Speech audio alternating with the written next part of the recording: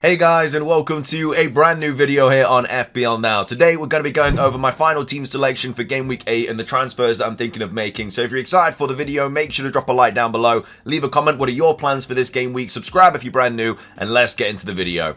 So, starting things off, in goal we do have Raya, who has Bournemouth away. Again, no idea why it's gone from a green fixture to a grey fixture, but I'm pretty confident with this fixture. I'm hoping that we finally get some sort of clean sheet. Obviously, before I brought Raya in, he was getting clean sheets like it was going out of fashion. As soon as I bring him in on my Game Week 6 wildcard, Leicester at home, Southampton at home, goes and concedes like 3 or 4 goals. Ridiculously unlucky. Hopefully, he can get something against Bournemouth away. But honestly, at the end of the day, he might be more likely to get something against Liverpool or something like that, because they're going to just be like really cagey games. So it could easily be like a 0-0 or something like that. But either way, he's just going to be my set and forget goalkeeper now for the rest of the season, unless he gets injured or something like that, because there's just no other goalkeeper that I kind of am looking at. I don't really want to be rotating 4.5 goalkeepers and stuff like that. I just want Raya in goal, you know, the goalkeeper for arguably the best defense in the league, just for the remainder of the season. I think that'll be fine. Hopefully doesn't screw me over. Very happy with him in goal, because after these like terrible fixtures like Liverpool, Newcastle and Chelsea, they're like really good for a long time. It's just a sea of green fixtures, so I'll definitely want him for all of that anyway. So absolutely fine just keeping Raya through the thick of this kind of bad season, bad part of the season, should I say, and then obviously just a nice load of good fixtures. So yeah, Raya in goal, who's got Bournemouth away.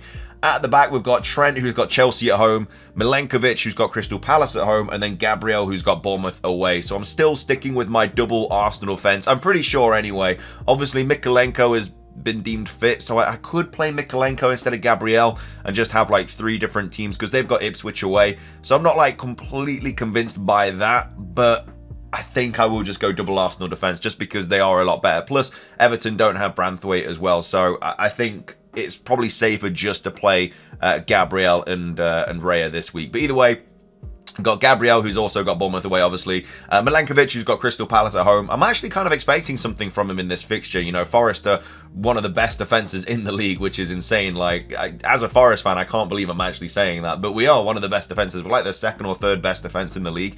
And Crystal Palace at home is a really good fixture. Palace have not been very good at all. And then after that, we've got Leicester away and West Ham at home. I could see a clean sheet in like all of those fixtures, honestly. We don't score a lot of goals, but we keep the ball out of the back of the net. And Milenkovic is someone who's really good on set pieces as well.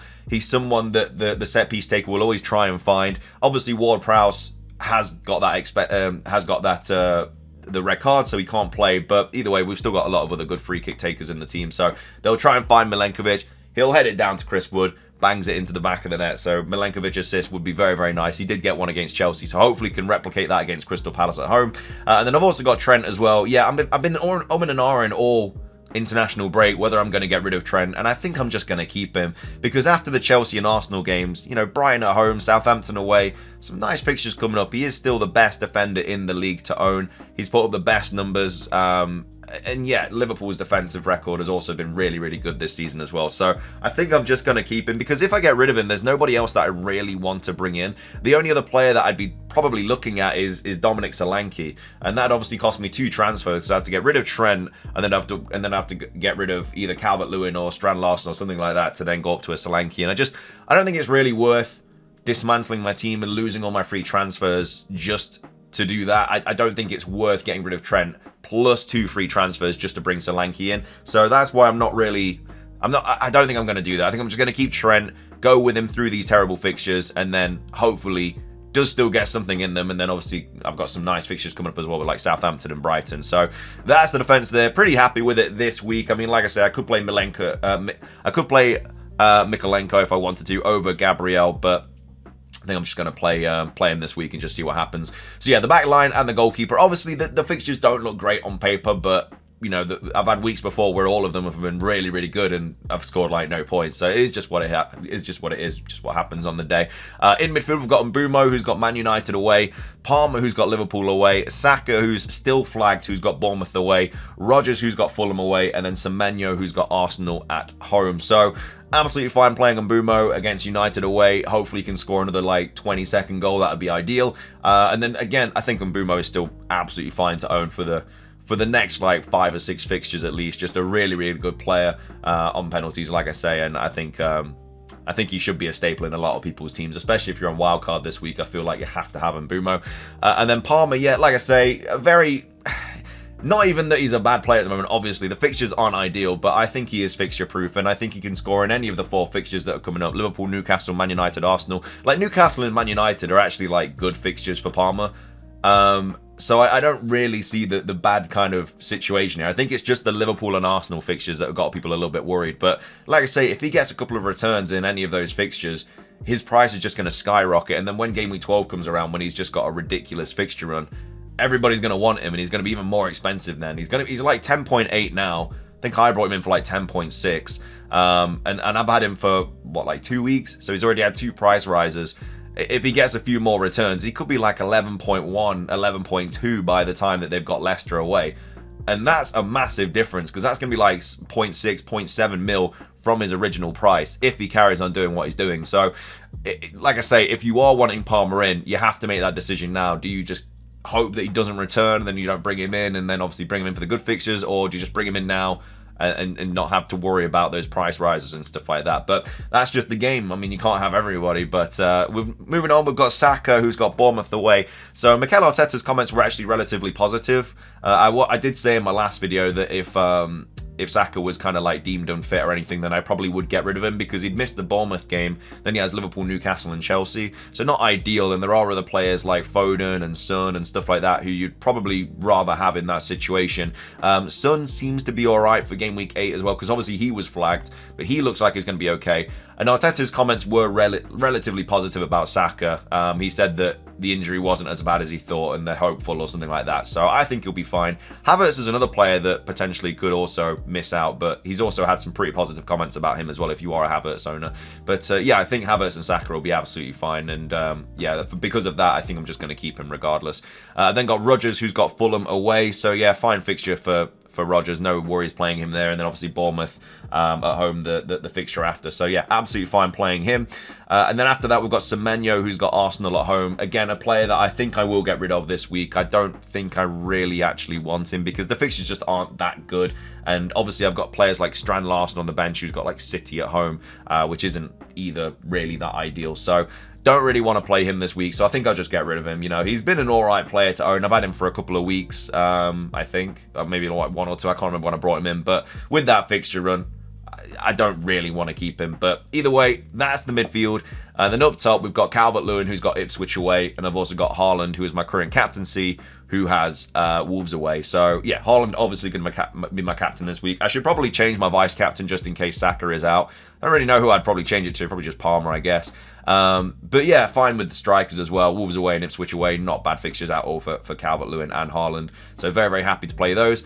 And then on the bench, we've got Ward, who's got Southampton away. Mikolenko, who's got Ipswich away. Greaves with Everton at home. And then Strand Larsen, who's got City at home. So obviously, something that I could do is just not play Semenyo this week and just play 4 at the back and just play Mikolenko over Semenyo. Save the transfer and then reevaluate next week. But I don't think I really want to do that, because there's no guarantee that Mikolenko is even going to play. Like, obviously, he's been deemed fit by the manager and stuff, which is why he's not flagged anymore. But at the same time, they've also lost Branthwaite. He's not back, and I just don't trust the Everton numbers without him. So I think I'm just going to... I haven't made a transfer in so long as well. Like, if we go over to the transfers, I haven't made one in bloody ages. I've got 3 to kind of mess around with, and I don't think I'm going to only use like 1 this week regardless. So I think I will bring in McNeil, and I can't believe I'm going to have 3 Everton players, but I just really, really like the idea of McNeil in my team. And I did say earlier on in the week that, well, I'm just going to bring Semenyo back, but when I look at it, why would I bring Semenyo back? Like, McNeil's numbers have been really, really good. Like, his goal involvement's been very, very good. Like, 0.16, 0.66, 0.81, 0.89, 0.47, 0.46. Fair enough, the Newcastle game, not ideal, but that was just a very, very cagey game where nothing really happened. But the fixtures they've got coming up, like, I can just hold him until game week 14. And then after that, I'll obviously get rid of him. But Ipswich away, Fulham at home, Southampton away, West Ham away, Brentford at home, United away, Wolves at home. Like, that's a really good fixture run. And I could just hold him then until game week 15. Obviously, when 15 comes around, definitely getting rid of him. That is a Ooh, as an Everton fan, that would be horrible. Liverpool at home, Arsenal away, Chelsea at home, and then City away. That is a tough run, jeez.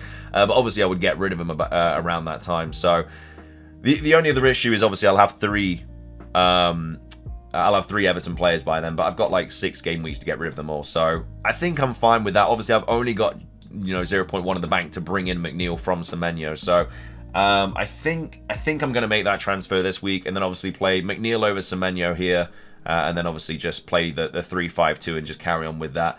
And then next week I don't really know. I've got to reevaluate it again next week, because I'll probably like not play double Arsenal defense that week. I'll probably like play Mikolenko, who's got Fulham at home instead. Maybe, I don't really know. Like, Gabriel can easily score against Liverpool, a bullet header, so maybe I just still play the double Arsenal defense.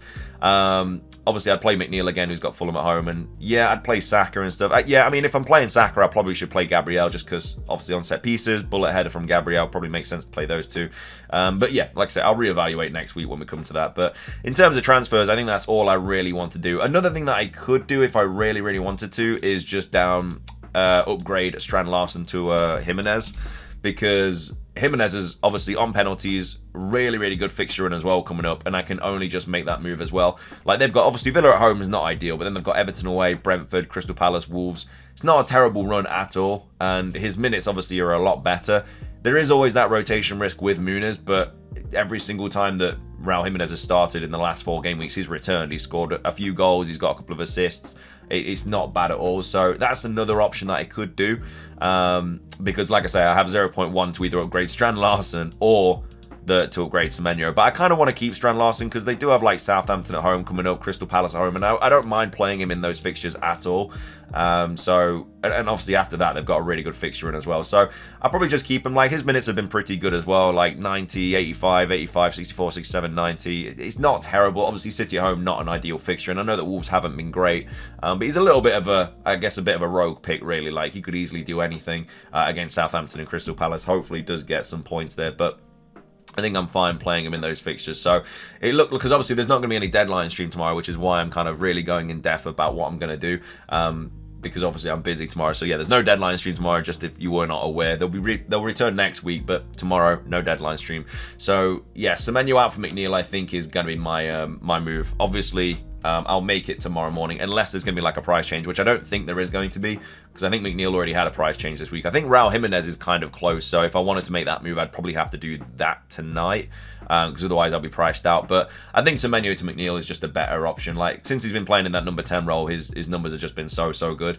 And yeah, like I say, the fixtures coming up for them are just so good as well. So I think that's what I'm going to do, and then I'll just slowly get rid of my my Everton players. The only issue is there's not really any other player I can go to from Mikolenko, because he's 4.3, and I would love to go to like 8 Nori, but I can't with the money, so I'd have to downgrade somebody else, unless I downgraded like, I don't know, Calvert-Lewin to a Raul Jimenez or something, and that would give me the funds to do it, which is something that I'm not completely against, but I obviously want to keep Calvert-Lewin for the moment. And I mean, Mikolenko is fine to play in these fixtures as well. Like, he's got Southampton and stuff coming up, which is fine. I mean, as soon as Branthwaite's back, he's a much better option.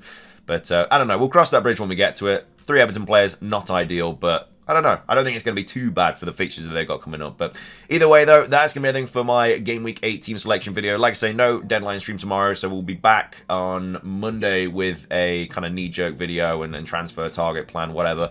But yeah, thank you for watching. If you enjoyed, drop a like, leave a comment. Best of luck with Game Week 8. I will see you all soon, and until next time, peace.